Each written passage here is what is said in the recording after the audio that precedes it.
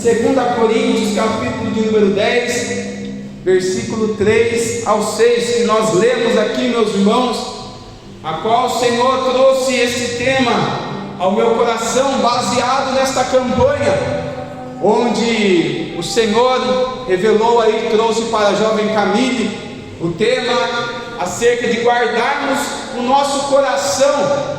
E diante desse tema, o Senhor me trouxe o tema, levando cativo todo o entendimento. Nós lemos aqui, meus irmãos, segunda carta a Coríntios. Nós vemos que a primeira carta aos Coríntios, vemos que Paulo escreve uma carta repreendendo os irmãos, porque havia muitos problemas na igreja de Coríntios. Havia um mau entendimento acerca da ressurreição. Eles diziam que já não havia mais ressurreição, mas se não houvesse ressurreição, então o que eles estavam fazendo na casa de Deus? Porque se eles criam que não havia ressurreição, eles não criam que haveriam de ressuscitar com Jesus Cristo, e não criam muito menos que Jesus tinha ressuscitado. Então Paulo vem para corrigir esse entendimento errôneo. Paulo vem para repreender as divisões que tinha na igreja de Coríntios.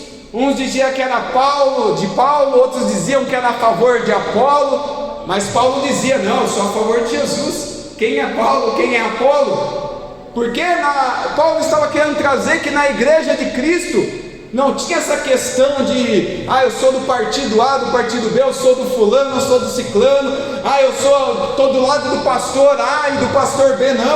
Não, Paulo estava dizendo que todos nós somos de Cristo. E Paulo vinha, meus irmãos, instruindo os irmãos. E glória a Deus que Paulo enviou essa primeira carta após Cloé e falar com Paulo sobre todos os problemas da igreja de Coríntios. Paulo envia essa primeira carta, e glória a Deus que ele enviou essa primeira carta, porque na segunda carta já vemos que muitos dos irmãos, recebendo aquela repreensão, eles aquebrantaram o coração e realmente entenderam que Paulo estava certo, que Paulo estava correto. Muitos ali até desejavam ver Paulo novamente. Então, meus irmãos, algo que eu vejo interessante: nunca desista de fazer a obra de Deus, nunca desista de persistir, de perseverar, porque Paulo ele poderia simplesmente falar: não, aquela igreja dá muito trabalho, não vou deixar isso para lá. Mas ele não, ele insistiu. Isso também vem para a nossa vida, na nossa vida profissional, nos nossos sonhos. Nós podemos optar por desistir, deixar para lá, ou lutar pelos nossos sonhos, lutar pelo ministério que Deus tem na tua vida, o chamado que Deus tem na tua vida. Porque por certo vai ter impedimentos, por certo você vai se encontrar em momentos que você vai olhar ao teu redor e vai parecer que não tem mais chance, que não tem mais jeito. Mas persevera um pouco mais, que você vai ver o agir de Deus na tua vida.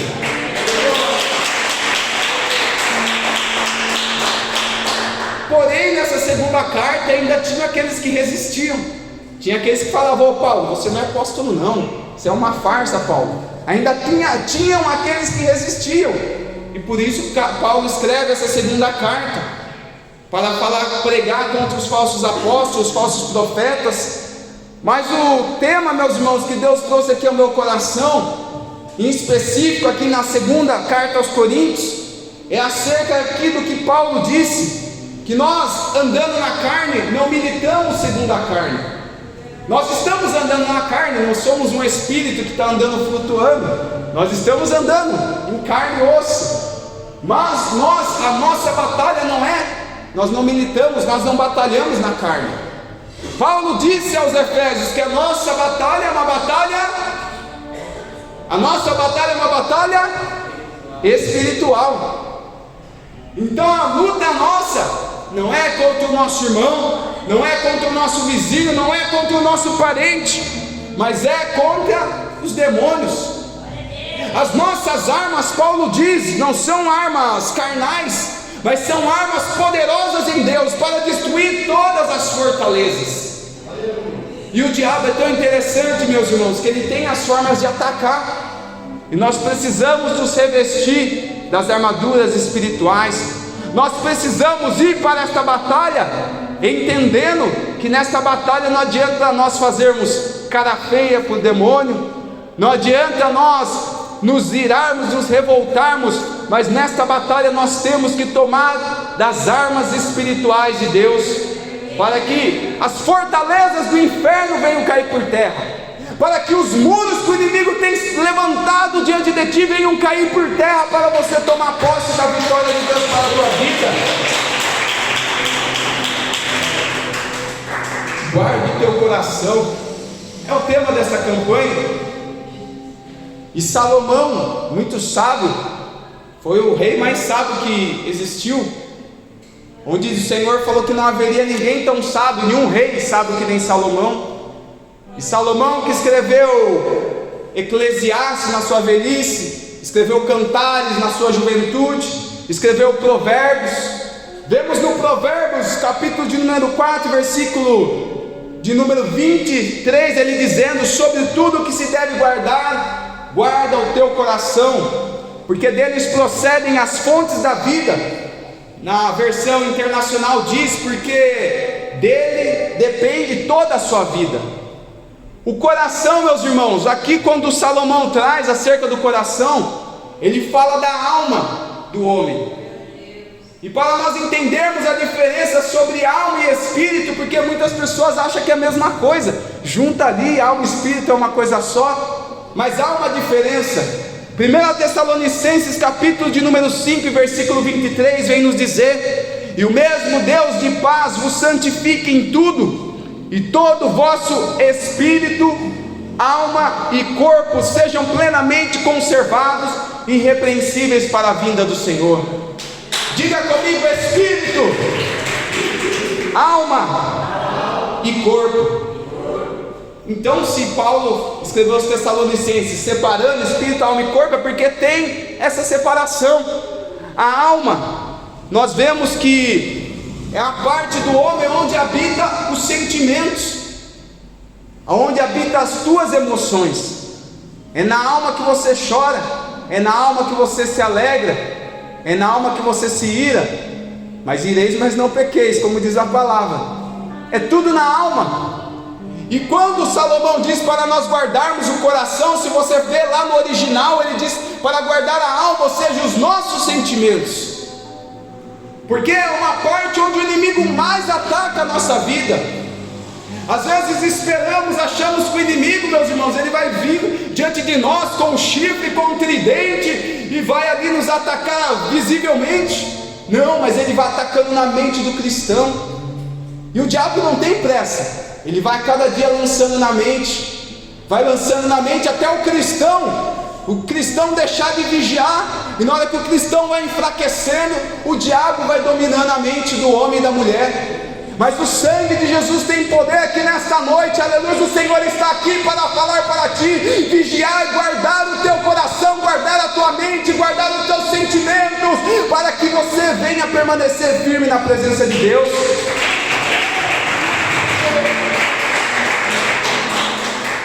O homem é um ser trino, composto de espírito, alma e corpo. A palavra nos mostra acerca do espírito do homem.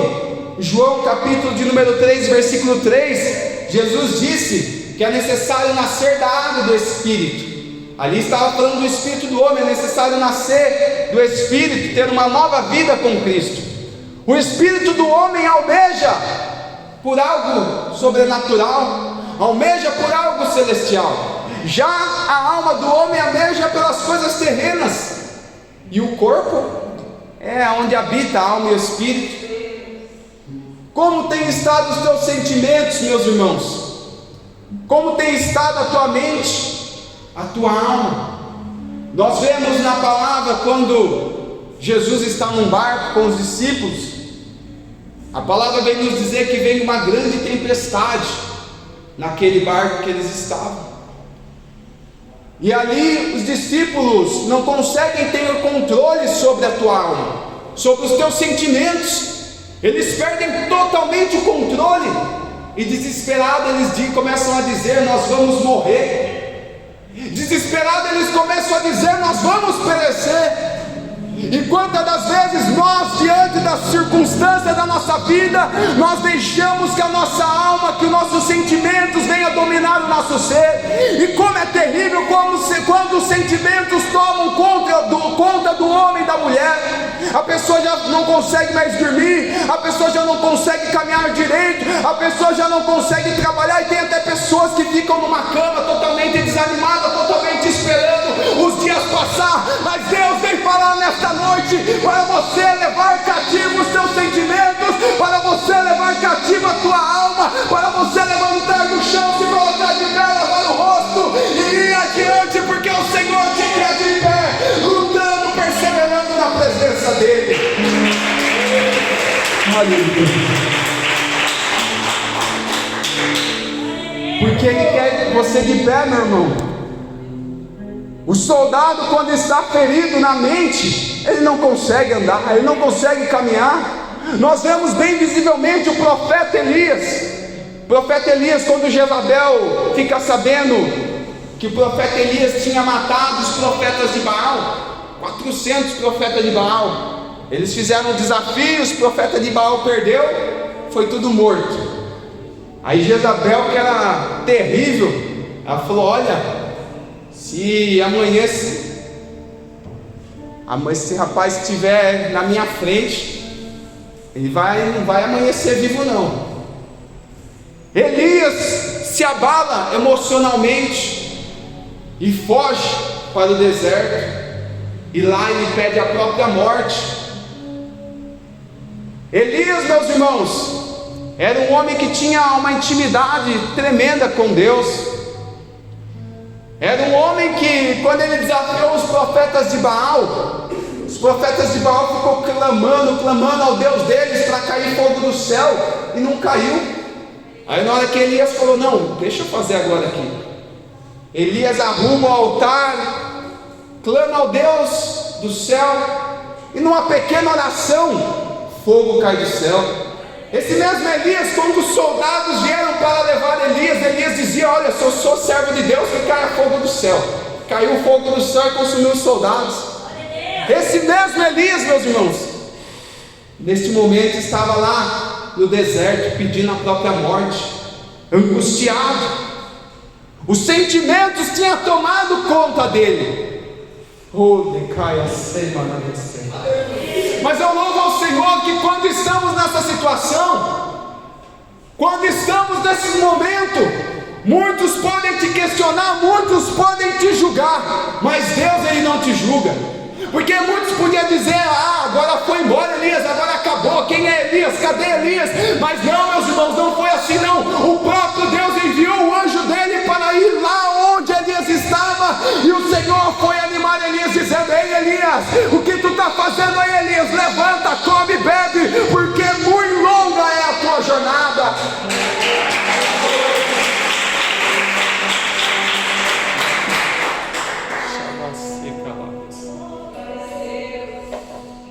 O que você está fazendo aí, Elias? Que você está angustiado, Elias? Os sentimentos te tomou, a tua alma tomou conta de ti, o medo, os sentimentos, a angústia, a tristeza. Pois bem, eu estou aqui, Elias, para te levantar. Pois bem, eu estou aqui, Elias, para te colocar. Ei, Deus está falando com alguém nesta noite. Os sentimentos têm tentado te dominar, a angústia tem tentado te dominar, a ansiedade tem tentado tomar conta do teu ser. Mas o Senhor está falando nesta noite: levanta, come e bebe, porque não parou por aqui não é o fim da jornada, muito grande é a jornada sobre a tua vida. Meu Deus.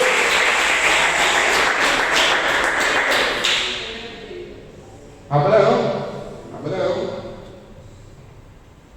um homem de fé. Abraão, aparece Deus para ele. Nem era Abraão, era Abrão ainda o nome dele, né? Depois que Deus mudou. Eu tenho promessa para ti, Abrão, uma terra boa para ti, descendência.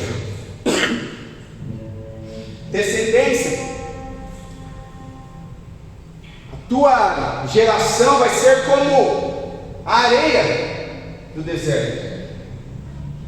E como as estrelas do céu incontáveis.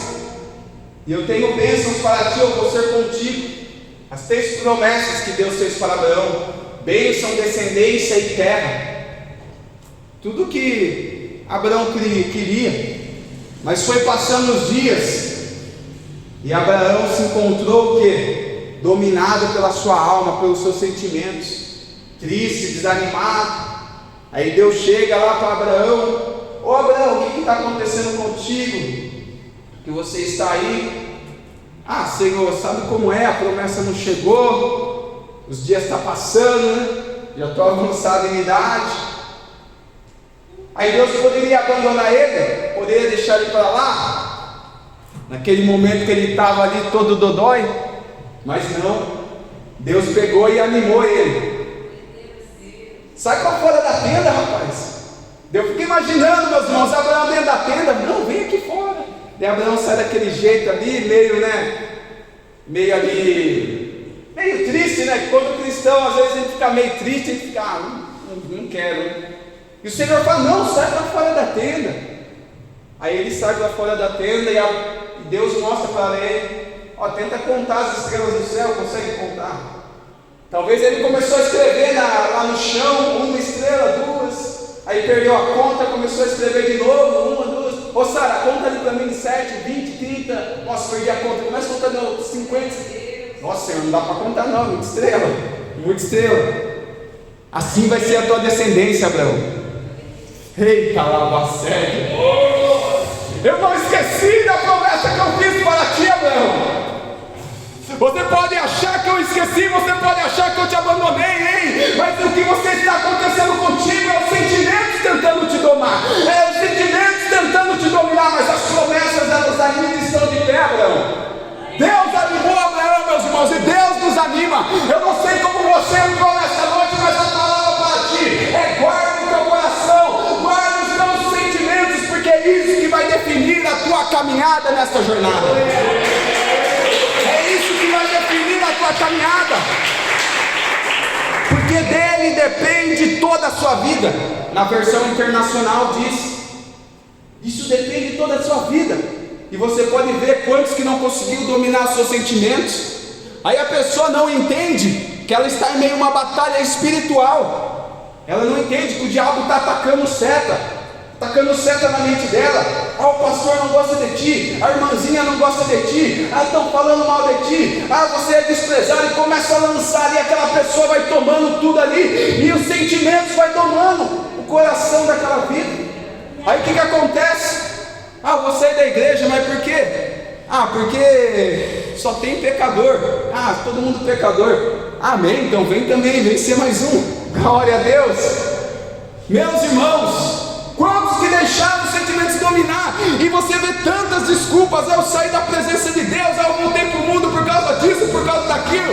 O único, na verdade, o que se resume é que não vigiou. Nós estamos numa batalha, andamos na carne, mas a batalha não é carnal. Estamos nesse corpo físico, mas existe uma batalha espiritual.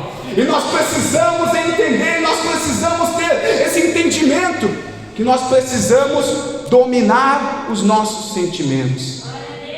E se no momento você se encontrar como Abraão dentro da tenda, se encontrar como Elias dentro da caverna, o Senhor te chama para fora, Ele te ampara, Ele te segura nas tuas mãos e diz: vem filho, vem filha, que eu estou contigo nessa jornada. Oh, aleluia, Senhor, glória a Deus. A mente do homem controlada pelos sentimentos. 1 Coríntios capítulo de número 3, versículo 3 nos diz assim: porque ainda sois carnais, pois havendo entre vós invejas, contendas e dissensões, não sois porventura carnais? E não andais segundo os homens? 2 Coríntios capítulo 5, versículo 7: porque andamos por fé e não por vista. Então nesses dois versículos, um versículo vemos Paulo, que era o de 1 Coríntios, que eu falei que era quando estava ali fervendo ali, estava Estava uma luta terrível ali contra a igreja de Corinto. Então Paulo diz: olha, vocês estão em dissensão, em contenda, em briga, um dizendo eu sou de Paulo, outro dizendo eu sou de Apolo, um dizendo eu sou a favor do pastor A, eu sou a favor do pastor B, eu sou a favor do fulano, do ciclano. Porventura não sois carnais? Paulo estava dizendo isso. Isso significava o quê? Que eram pessoas que estavam dominados pela alma, pelos seus sentimentos. Já na segunda carta aos Coríntios, a qual eu li o versículo 7 do capítulo 5, Paulo disse: olha, nós andamos por fé e não por vista. Nós temos que andar por fé, meus irmãos. Nós temos que não simplesmente andar nessa vida achando que o mundo é apenas o que vemos. Às vezes você passa uma luta no teu trabalho, a pessoa te despreza, uma pessoa traz uma palavra que te magoa, mas nós temos que olhar com os olhos espirituais. Às vezes tem pessoas que você ama tanto e de repente, do nada começa uma briga, algo do tipo, mas nós temos que ter os olhos espirituais para ver que nós estamos em meio a uma batalha constante, uma batalha diária. Pode ver, às vezes tem um dia você está alegre, está ali cheio da presença de Deus, ali no outro dia, aquela luta para orar, para buscar a presença de Deus é o que? As batalhas diárias. Mas mesmo tendo pouca força, não deixe de buscar a presença de Deus. Nós vemos que nesse combate da mente, muitas das vezes o inimigo lança o espírito de inferioridade. Diga comigo: inferioridade. O sentimento de incapacidade, de concentração. Diga comigo: incapacidade de concentração. Muitas vezes o inimigo traz acerca da condenação. Diga comigo: condenação. Pensamentos incontroláveis. É o que o inimigo traz. Tem muitas pessoas que acham: não sirvo para nada, espírito de inferioridade. Não sei fazer nada direito, eu nasci, nem sei porque eu nasci. Mas a palavra vem nos dizer que nós somos mais do que vencedores. Ainda que o inimigo lance essas setas na tua vida, mas não é verdade. Tem pessoas que às vezes a pessoa é ruim demais para matemática. Aí a pessoa diz: eu não sirvo para nada, eu não sei fazer conta de matemática, eu não sei quanto é 1 mais 1. Mas às vezes você vai ver para a pessoa trabalhar com artes, mexer com artes, às vezes mexer com determinadas coisas, a pessoa é um artista. Porque cada um nasceu de uma forma. E de forma alguma, meus irmãos, você é incapaz. De forma alguma você está nesta terra por acaso. Deus tem um propósito na tua vida, Deus tem um chamado contigo. Muitas das vezes, como eu disse, tem a questão da capacidade de concentração, acerca da condenação que o inimigo quer lançar em nosso ser, a condenação. Mas Romanos diz que nenhuma condenação há para aqueles que estão em Jesus Cristo. Você serve a Jesus, você aceitou Jesus, então não tem condenação para ti. E são tantas essas coisas que o inimigo traz. Mas eu venho dizer para ti, como Paulo trouxe em 2 Coríntios capítulo 10: leve cativo todo o entendimento, leve cativo os teus sentimentos, que é o tema que o Senhor trouxe ao meu coração, como se fosse uma prisão mesmo. Deixa ali esse leão aprisionado. Deixa os seus sentimentos, não os sentimentos controlar a ti, mas você ter domínio sobre os teus sentimentos, porque isso é um fruto do Espírito, parte do fruto do Espírito, domínio próprio. E é isso que o Senhor quer de cada um de nós. Vamos dar as mãos, meus irmãos, vamos lutar, aleluias, todos unidos. Nós vemos quantos, meus irmãos, é uma realidade que tem que falar. Nós vemos quantos que têm dado lado para os sentimentos, dado lado para a carne mesmo. Vemos tantas brigas, tantas divisões, quem prega melhor, quem louva melhor, e o Evangelho não é isso. O Evangelho é paz, união, harmonia, gozo, alegria no Espírito. O Evangelho de Cristo não é divisão, não é partido A, partido B.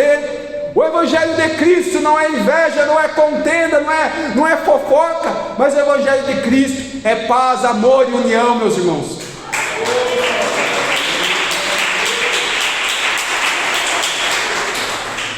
Aleluia. Para finalizar, 1 Coríntios, capítulo de número 2, versículo 16. Porque quem conheceu a mente do Senhor para que possa instruí-lo? Mas nós temos a mente de Cristo. Então, se você tem a mente de Cristo, nós não temos desculpa para dizer: ah não, mas você sabe, né, a gente carregou o pecado de Adão, então a gente é pecaminoso. Mas a gente que já nasceu do Espírito, nós que temos a Jesus Cristo, nós temos a mente de Cristo. E o Senhor te deu o poder para vencer a tua carne, para vencer a tua alma, para vencer os teus sentimentos. Eu volto a dizer, talvez essa semana, talvez hoje mesmo você passou um dia difícil, talvez você tenha lutado contra os teus sentimentos, a angústia, a ansiedade, a aflição, mas o Senhor está aqui para te dar graça, para te dar força, para você levar cativo todos os sentimentos. Quem crê